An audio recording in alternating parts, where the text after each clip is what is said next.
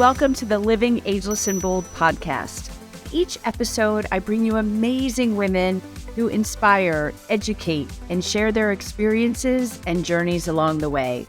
So grab a glass of wine or a cup of coffee, find a cozy spot, and let's relax and have some fun hearing what can be accomplished after 55.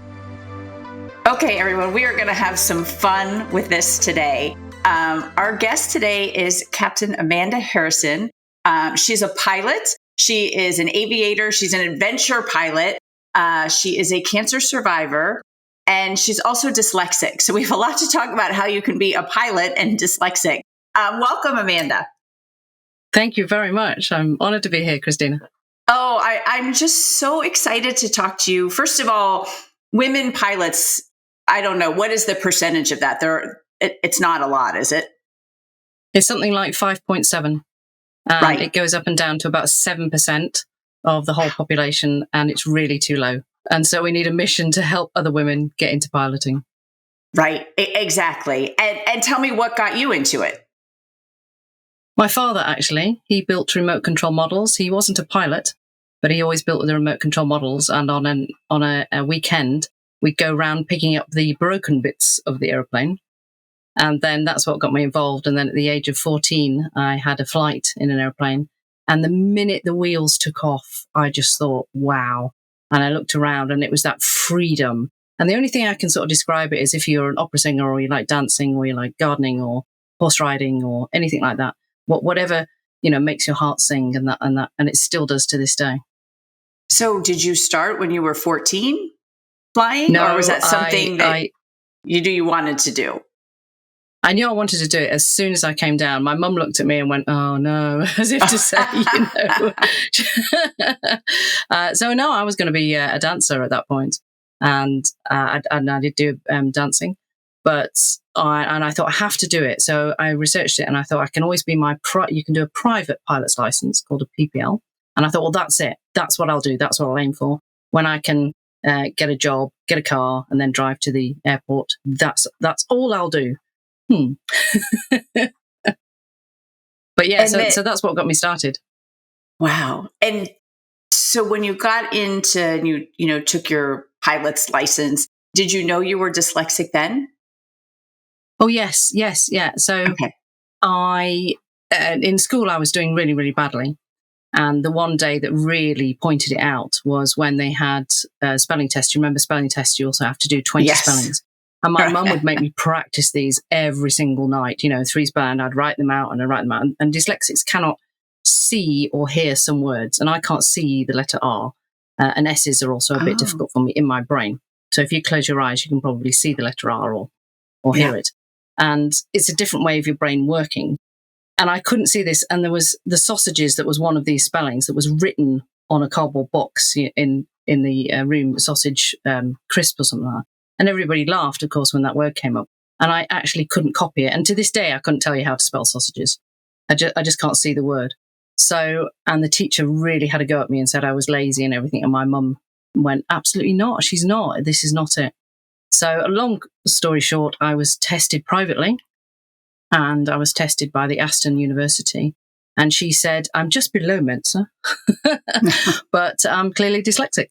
And from that day on, it got easier because we then found how my brain worked. I then did a lot of, so my hobby at night time was then going to dyslexic classics. Great. I learned how to be dyslexic.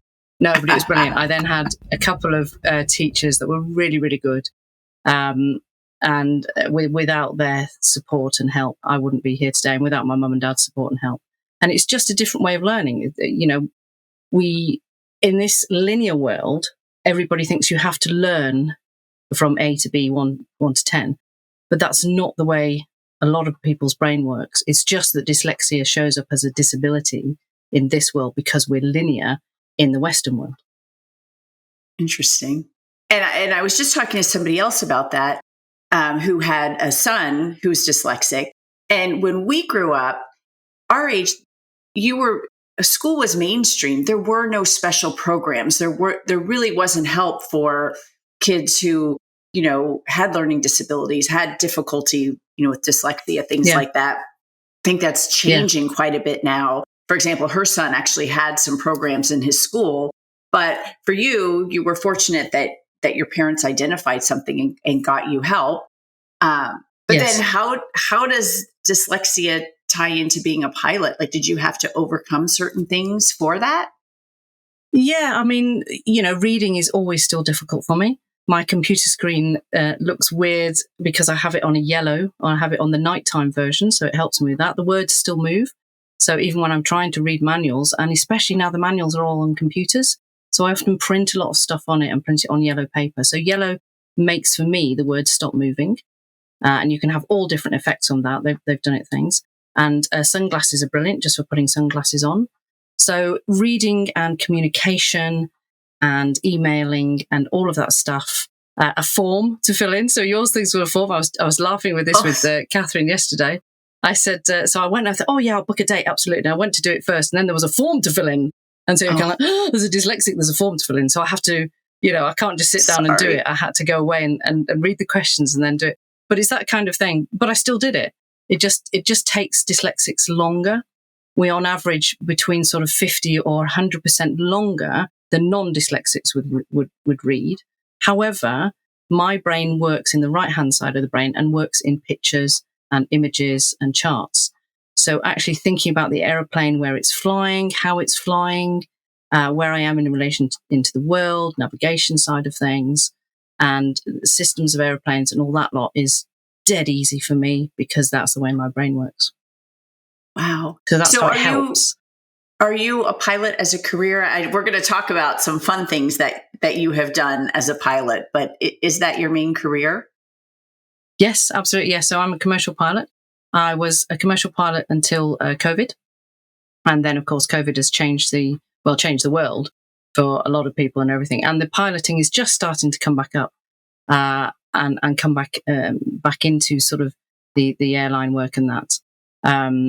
And so I was doing what they call jet charter flying. So I kind of I've hit the major points in the piloting world, all the different things. I learned to fly the PPL when I did my private license. I learned to fly when it was 9/11, and everybody said, "Oh, you can't go commercial now." And I was kind of like, "Well, I wasn't thinking of going commercial." And then when I did go commercial, I then hit the recession in England, so then I didn't get into airlines. And then we just had COVID, just as I was getting up to a captain of a jet. So it does change it, and it does go in cycles. But so I was flying what they call charter aeroplanes, which is taking the rich people around, rich and famous people around to all these different places. And I absolutely loved it because I have been to Norway, I've been to Tenerife, I've been down to Romania in the jet, and we used to go all different places. And because you're going there for a couple of days, a lot of the time, you're allowed to experience it. So it's not like an airline pilot where you're going backwards and forth 4 times a day and then you come home. Right. A lot of the time we were there, staying out there a couple of times. So I used to love that because I'm a born adventurer and an explorer. Right. Any fun stories? My son played lacrosse and one of the dads was a pilot, that kind of pilot. And he had some funny stories about some celebrities, like throwing bread back at them, at the pilots, and then their luggage couldn't be with her luggage because she didn't want anything mixing underneath. So any fun stories? Well, I'm not allowed to. I'd have to kill you and eat you to tell you about the really fun stories.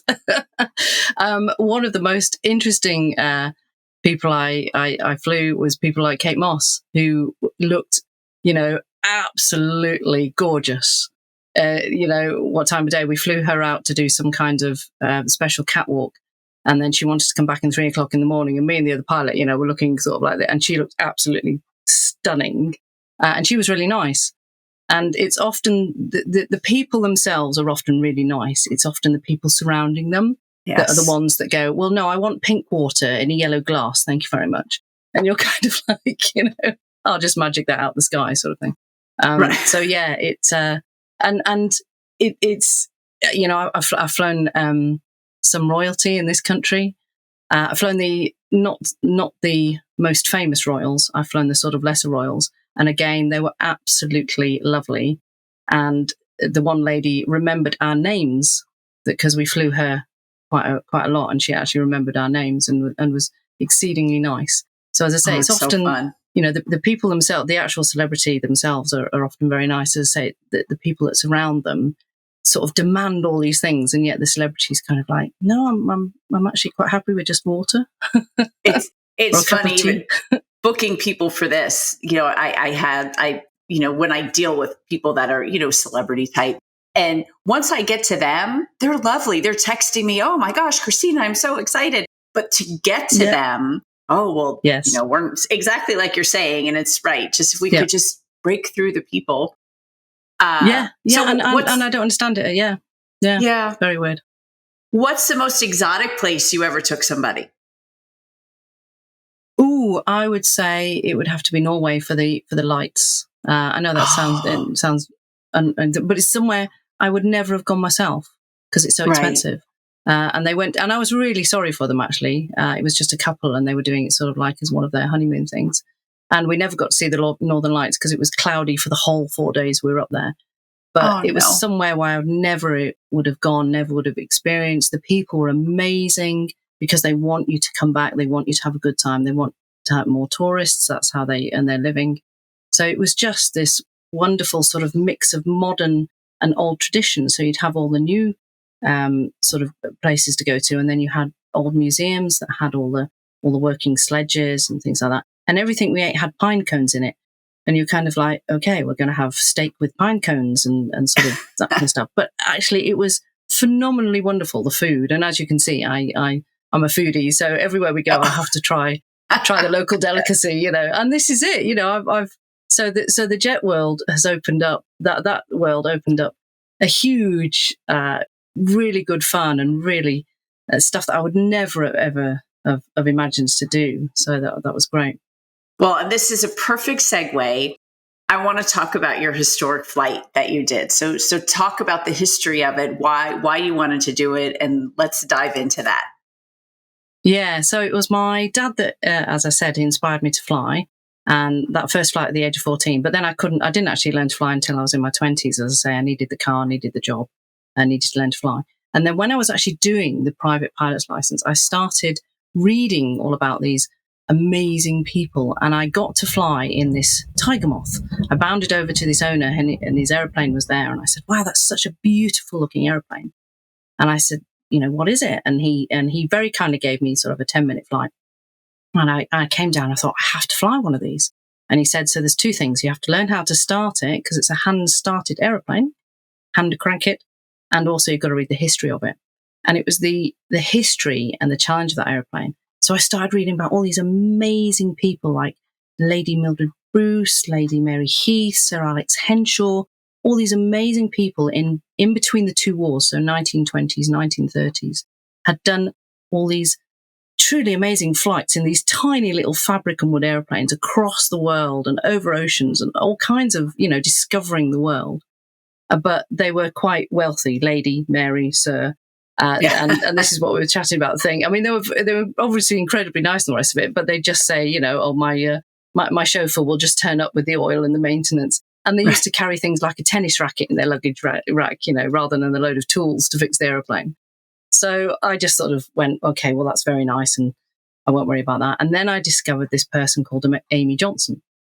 And Amy Johnson, I now realise was a little bit more middle class than myself.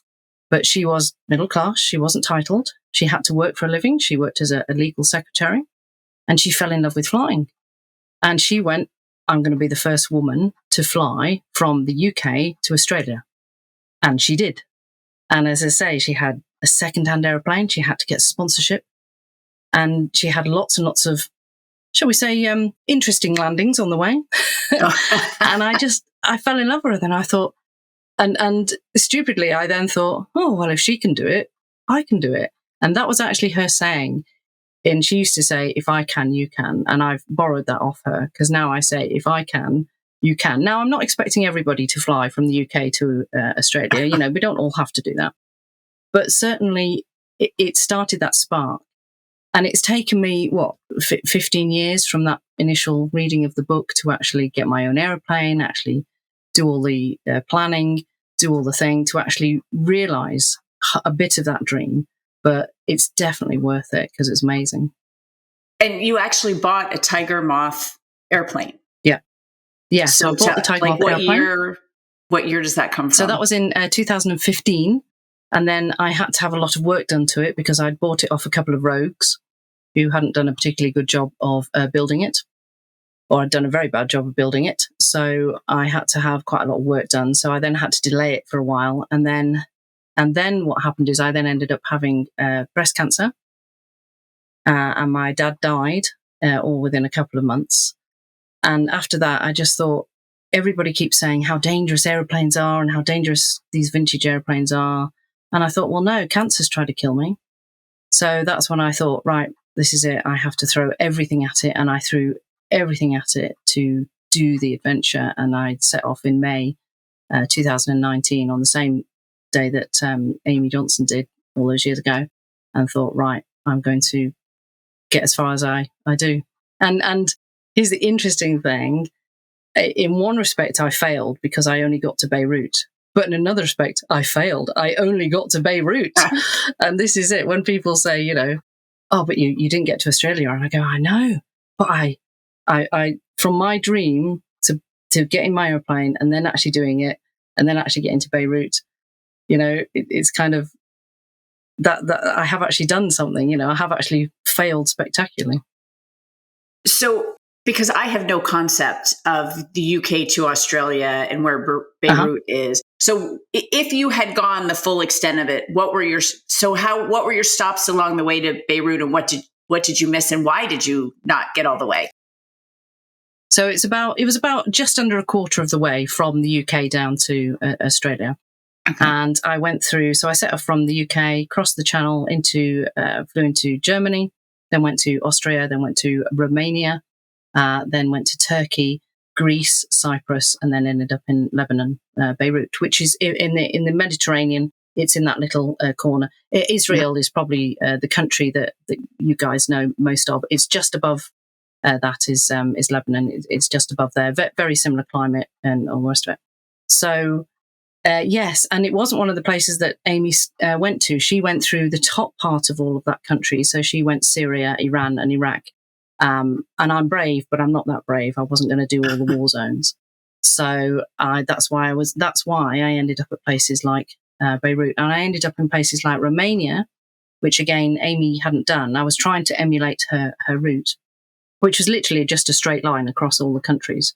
So if you get the globe and just draw a straight line across it, that's what she was trying to do. And places like Romania actually wrote to me and said, please, we have a food festival and we'd really like you to come.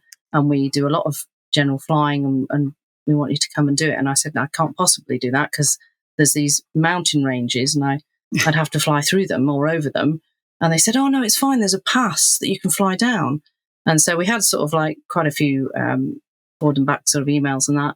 And I eventually thought, okay, well, I'll go. And they have a flight club at the top of the mountains. And they said, we'll fly with you through this Alt Pass, down the river pass, and take you to the other side to Bucharest. And that was one of the most amazing flights that I've done in my lifetime. And I think I'm the only person in a Tiger Moth that has actually flown down that little bit of route. It's where Dracula's castle lives. So you have to imagine mountains with snow on one side and big pine, forests on the other side, and you're just flying down, and there's the river, and you're just literally weaving in between. You're lower than the mountains, and you're weaving in between them. So and Amy did lots and lots of brilliant flying, and I would never have, the stuff that sort of stands out is the stuff that I hadn't actually planned, that somebody else had sort of said that would be a good thing to do. So often in adventures, it's the stuff that you don't, right, that you've planned that they think will be amazing, but the plans that you think, oh, I'm not so sure about that, they often turn around amazing. Exactly. And then landing in Beirut, I'd then flown across the Mediterranean, which Amy didn't do, so I've done my water crossing. And I landed in Beirut, and I knew there was a problem with the Pakistan and the India border, but that wasn't the real problem. I then was talking to, I was flying solo, I was doing this all by myself, but I had some security advice from back home. And they said that the Iranian waters, which is round by Saudi Arabia and the UAE and all that thing, they said that's going to be really dicey and we're not going to be able to protect you. So if there was a problem and I crash landed anywhere, these guys in the UK were going to get in touch with the military in whichever country it was to come and rescue me. And they said, we really can't rescue you. in that bit. And of course, all my permissions, all my oil, all my fuel, you've only got 15 days to go in and out of these countries. So all of my visas and all of that, it's always very difficult. People say, oh, why didn't you just, alter your route above and below? Well, there was mountains on the other side and war zones, and down the other side is desert. So it was very difficult to decide what to do. And I eventually thought, there's no way I can do it because I can't get past this little bit. So I thought I'll turn around and go home. And when I turned around and set off, that was the day that the drone was shot down, the big drone in the Iranian waters. So I would have been, if I'd been carrying on, I would have been in that point, and it would have been probably me that would have been shot down. So this is where I'm not brave, because I went, oh, if I'm going to be shot down, I'm going to fly home. So I was very fortunate. Oh, I just got goosebumps. So, wow. Yeah. So that was, I didn't put that out in social media. I couldn't put it out in social media at the time because they said you'll be making, that's very difficult. So don't sort of discuss any of that at the time. So I'd said, the borders were closed and it was difficult and my visas were running out and that kind of thing. But yeah, it was more the fact that they knew that I was going to be, something was going to be shot down there. And it was, the drone was shot down. So yeah, wow. So I'm very, very glad for the security advice that I got.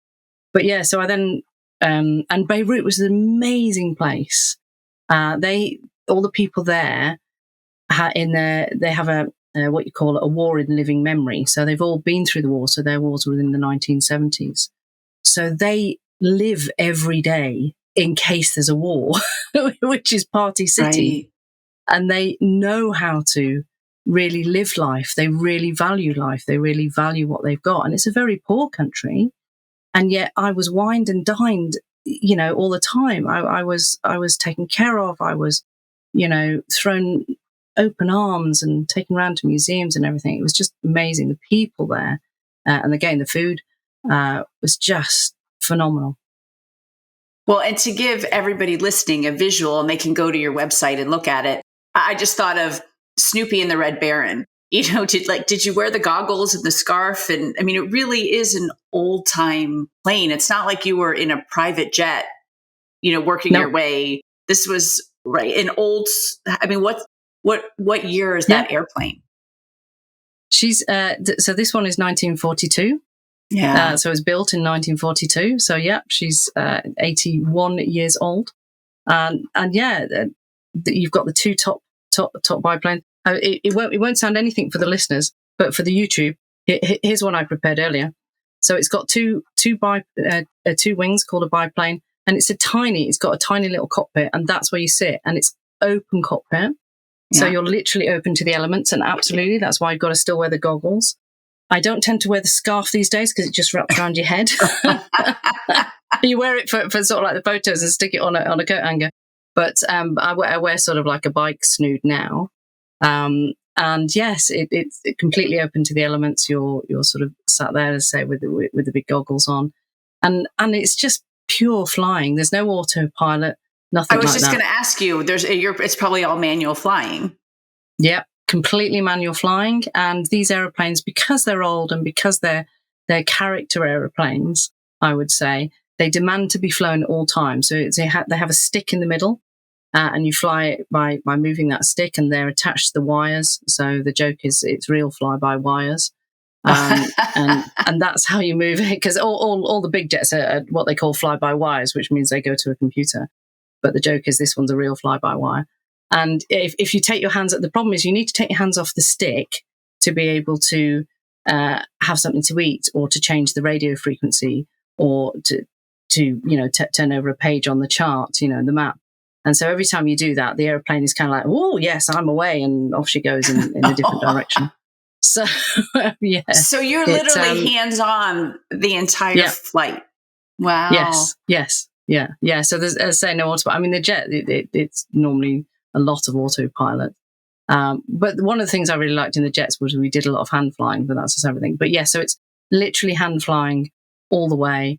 And you've got, and you're sat, if you can, what I say to people, you're sat in a sort of toilet cubicle. That's the kind of size that you've got to live in all the time. So, and you've got to change your chart and look at your pieces of paper. And of course, because it's open cockpit just above your head, anything you lift sort of up to your nose is going to then fly away in the airstream. So you've got to change all your charts down here and be very careful what you're doing. And I had a little bag in front of me that had my little sweets in it and things like that. I did things like I got rid of all the seats and I sat on the life raft, which was very uncomfortable. I actually rubbed a hole in my trousers because it was so uncomfortable. Wow. I had to buy new trousers when I got to Beirut. Wow. Yeah. So how long could you fly each leg? How much gas do you have in a plane like that? I had, on the limits, I had 7.5 hours. So I would need 7.5 hours to get across the Timor Sea, which was the final bit over to Australia. The most I did was over the Mediterranean for 5 hours. So I did the Mediterranean there, and then I had to do the Mediterranean back. And that was 5 hours. And then, sadly, when I got back to Rhodes, I then had another engine failure. It sounds all very dramatic when you look at it on the video. It's not. It's because you're trained to do that, and you can just see me going, oh no, not another engine failure. And I get on the ground, everything's fine. But we couldn't decide what was wrong with the airplane, so we then had to ship it. My engineers came out and he said, you know what, I think you survived several of your lives on this trip. I think we should now ship the airplane home. And again, and whatever you believe in, we then start dismantling the airplane, and promptly a volcano goes off in Italy, which hasn't gone off for many, many years, which would have been my route back. So, oh my gosh. So somewhere, I think my dad is still looking down at me and keeping me safe. Oh, I was just going to say that to you. And I lost my dad at a very young age. I was in my 20s, but he has been with me for 30 some years. I truly believe that. I have a guardian angel, and you certainly have a guardian angel that he took care of you on this trip for sure. When I stopped in Sibiu, I'd just gone pencil on the door, his initials RVH, and there was a guy that had gone home and came in the morning and had brought me a sticker of the aero club. So I had various stickers of people's aero clubs on my airplane, and he'd made me this little sticker that said RVH on it. And he said, I maybe I don't understand the English or the aviation, but what does RVH stand for in the aviation world? And is this something that's with the vintage tiger moths and everything? And I said, no, it's the initials of my dad. So now he's on the door and definitely flies with me. I love that. So where do you go now? You still have your plane? Do you have any more historic flights planned, or what's next? I definitely want to complete it. I definitely want to do solo to Darwin second attempt, or the final attempt. So that's in the workings. She's going to be sort of rejigged over the winter. So I'm now going to rejig her. So now that we've got sort of COVID passed and everything, there's now a plan to get her up and running and back again in bigger and better and beautiful. And also, I would love to do one of Amelia's flights and emulate that across America. So that is one of the because again, so your lady was Amelia Earhart, who was around the same time and also was friends with Amy Johnson. So those two were and did huge, amazing flights. So I'd love to do that at some point. So those are the two things that I'm sort of working on. I'm working on doing lots of speaking, wanting to encourage lots of young women into aviation, because as we've said, there isn't. And I think it's not that they can't do it; it's the perception that they can't do it. I think that's what it is. And if I can, I'm pure persistence and blood, sweat, and tears. That's what I am. So honestly, if I can do it, then it is persistence. So well, and we talk about this all the time on this podcast in terms of, women running companies, and just the way women run a household is how they run a company. And this is not male bashing, but we just tend to be more multitasking, more empathetic, which I would think for a pilot, a woman would be a fantastic pilot because of all those skills that we have that she can do. You're talking about flying your plane, holding the stick, reading your maps so they don't blow out the window. I mean, that's just how a woman's brain works. And I think, being a pilot is just a great profession for women. I think it's brilliant. I mean, actually what happened in World War II is that they had a lot of women pilots flying. And Amy Johnson, right. and both Amy Johnson and Amelia became World War II ferry pilots. So all the women ferried the aeroplanes all over the place. And then what happened after the war, like many professions, they just turned around and said, "Oh well, we'll give all the jobs back to the men." Again, that happened in a lot of the professions.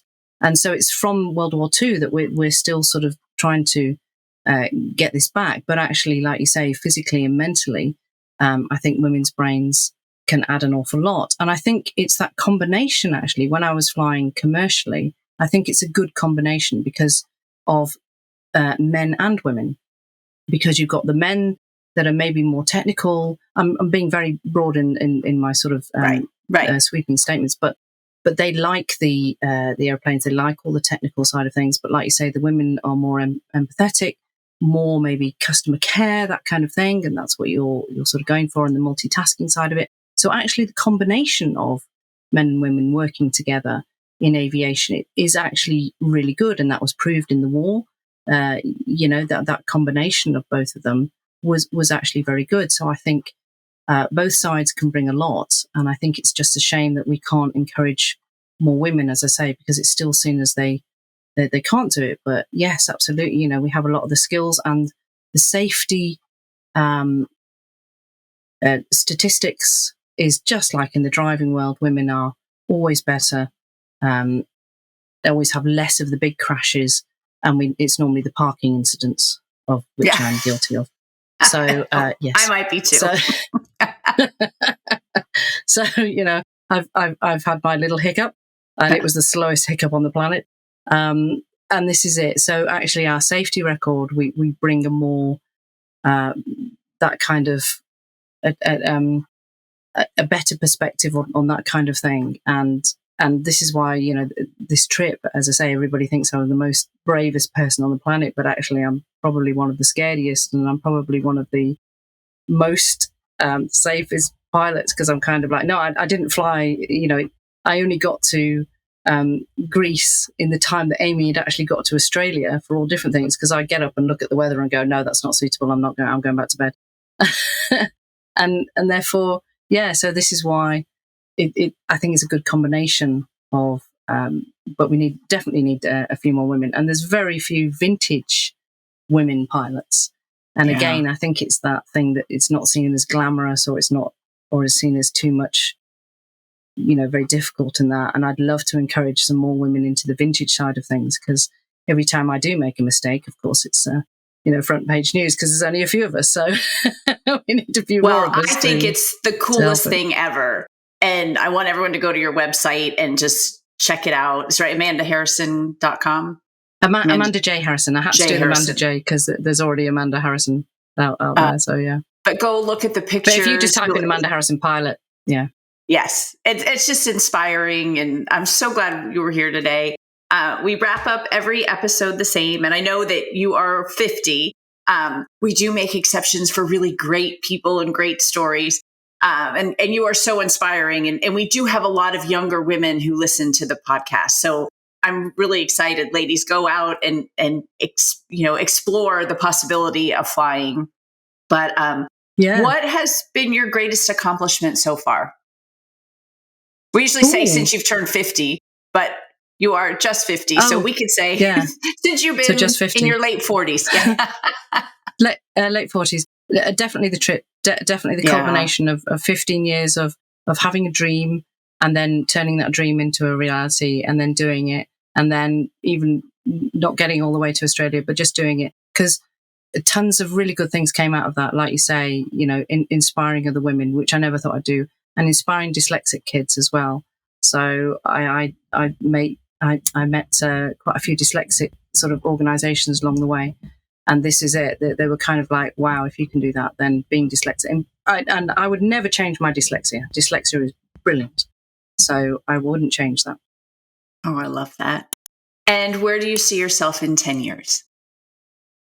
That's a very good question. I rewrite my goals, and I do actually write down the goals. And actually, I was looking at my goals from 5 years ago, just last night, and thinking, oh, I've accomplished that, and I've accomplished that, and I've accomplished that. I would love to have completed Solo to Darwin 2. I would love to complete the American flight. I would love to fly around the world, 10 years, yeah. And possibly just a little aeroplane called a Spitfire. I'm doing a little bit of training for that. So hopefully I might sort of apply that. But the ultimate thing would be hopefully to inspire more women into aviation. And if just, I know I've inspired 5 people to fly. If I can inspire another, say, 5 people to fly each year, then that would be utterly fantastic. And think of how that goes exponentially. And then they inspire 5 and they inspire 5. So yes, you are amazing. Yeah. Thank you so much for joining me today. It was really... Thank you. And I'm excited to cheer you on when you come here to do Amelia Earhart's path. Thank you very much. I'm deeply honored that I'm too young for something. It's fantastic. Yeah. Awesome. Thank you so much.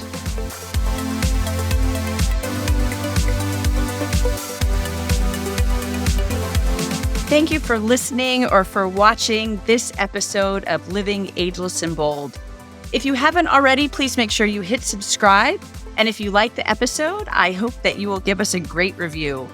You can also head over to livingagelessandbold.com and sign up for information, inspiration, and exclusive opportunities for us, women over 55. Thanks for listening. And remember, no matter what you do, keep living ageless and bold.